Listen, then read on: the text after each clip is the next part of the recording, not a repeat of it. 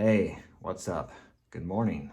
Welcome to another edition of Mark's Inspiration. Glad you could join me here today as always. Stick around, I got a good one for you today. You're putting too much value on your relationship and your woman, and she doesn't like that. Before we begin, smash that like button, subscribe, and hit the notification bell. Do it now, because if you don't, you'll forget. I forget all the time. Thank you. And thank you to my 1,349 subscribers. I appreciate you, I really do. I'm glad you're here, and I hope that every day I can give you something that you can think about and use to make your life better. Why do I want that?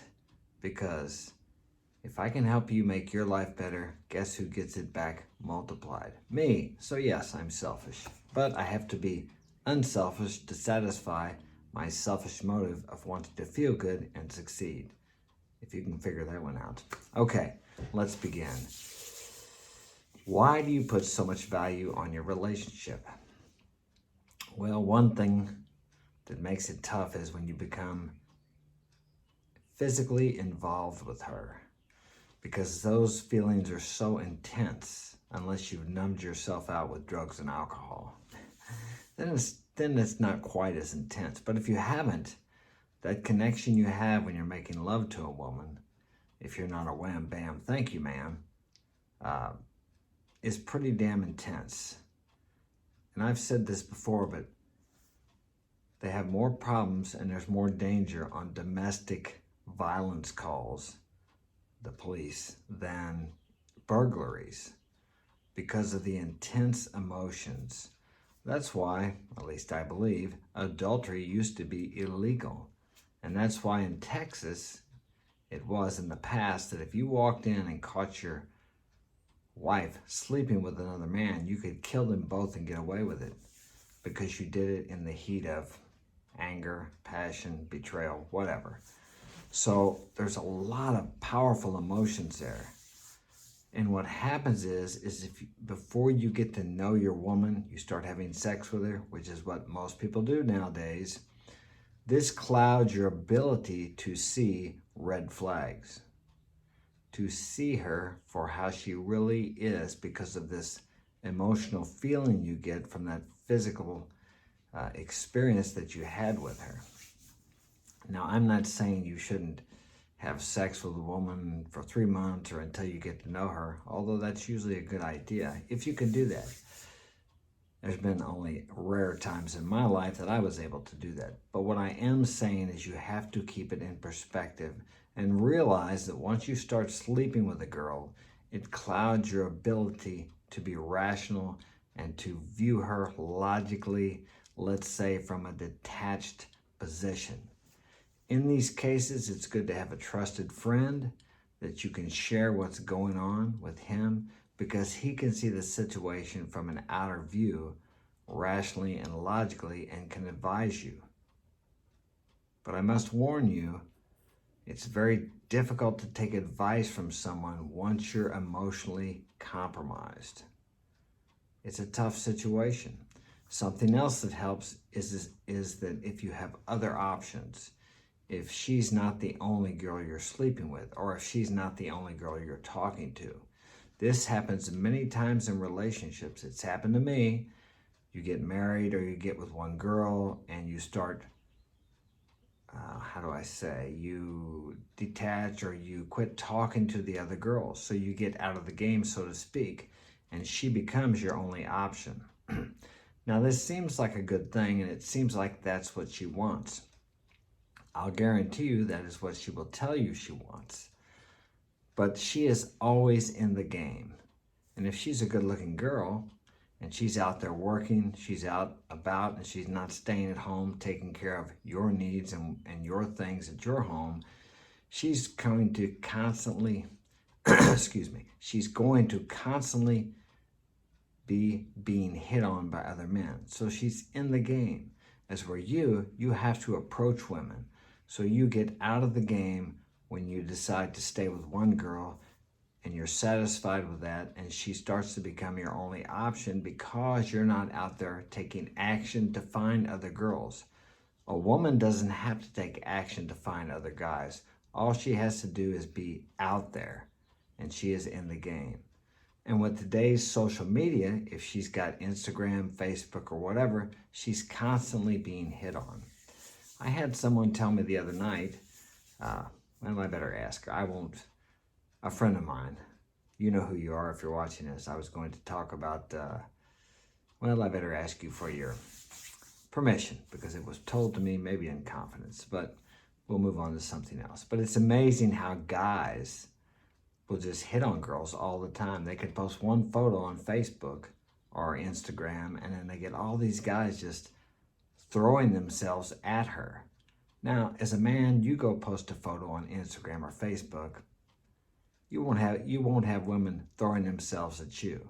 But that's the difference. See, women are always in the game, even if they're married or if they're with a man, and they're faithful to that man. So you have to remember that it's different. And when you get out of the game and she becomes your only option, it's very easy for you to get focused on her, maybe even as your source of happiness, your security, and this is not good. She doesn't want that. Even if she says she does, she doesn't want that. She does not desire you to focus on her, to pedestalize her, to treat her as a queen or a princess. And if you do, she will soon tire of you because she has pulled you off of your purpose, off of your vision, away from your goals, many times away from your friends, away from the activities you did when you met her. She fell in love with you or had a great desire for you because of the person you were and the things you did when she met you. And slowly but surely you start walking away from these things, thinking that she will appreciate you because you're spending more time with her. But it doesn't work that way. You have to stay focused. Never, ever allow your woman to become the focal point of your life or your family either. Now, your family has its place, but it has to be below your purpose, your mission, because without that, you can't support your family. You can't provide for your family. If something happens to one of your children, God forbid, are you going to be so distraught and broken that you can't take care of your wife and your other kids? I have 8 kids, 5 boys, 21 and under. Don't think that sometimes I don't wonder when they're out doing what they do at that age, that maybe I might get the call one night and something happened. I have got a few calls and something did happen, but thank God they're still here with me, okay? But these are just facts of life that we have to deal with. Now, but the point I'm bringing that up about is this, that if you're so into your family that something that would happen to one of them that you would be distraught and couldn't go on, then what kind of woman would want to be with you if she knew that you were that vulnerable? Even though that's a horrific thing, you're not the man you need to be. You have to be strong enough to endure these things. We are men. That's what we do. That's our part here. You have to be a masculine man if you want a feminine woman who will submit to you. Oh, I know a lot of people don't like that word submit. Comply, that's another one. Okay, but it's the same. We each work together. When I say for her to submit to you, what I mean by that is to work together with you. You are the leader. She is under your authority, your protection, and she receives your provision. You have something you have to do too.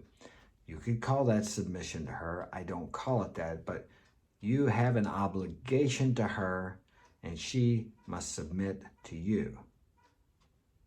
Same as we submit to the authority of the land where we live, our country, the United States.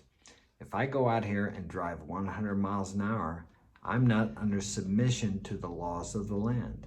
And guess what happens? I will eventually get in trouble. I will be fined, maybe even jailed.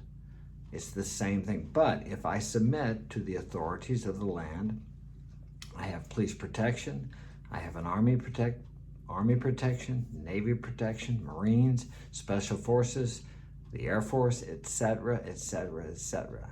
So there is a gain by submission. It's not slavery, contrary to what a lot of feminist women would tell you. There are gains in the idea of submission. There are benefits. I submit to the laws of the land, like I said. You as a man are the authority in your household. You need to have the final say. Women really don't want to have the final say because they don't want to be accountable. You have to be willing to make mistakes and be accountable for them. You're going to make mistakes. That's why you are the decision maker. Think about those things today. If you would like to get my help personally, you can contact me on my website at marksinspiration.com or my email, marksinspirationalguidance@gmail.com. And if you'd like to make a donation, hit the PayPal button and I will have a Cash App link in the description. You could donate $1, $2, $5, $10, $1,000, whatever. Whatever you think the value of this has been for you. I'm gonna go. Thanks for joining me again. Have a great day.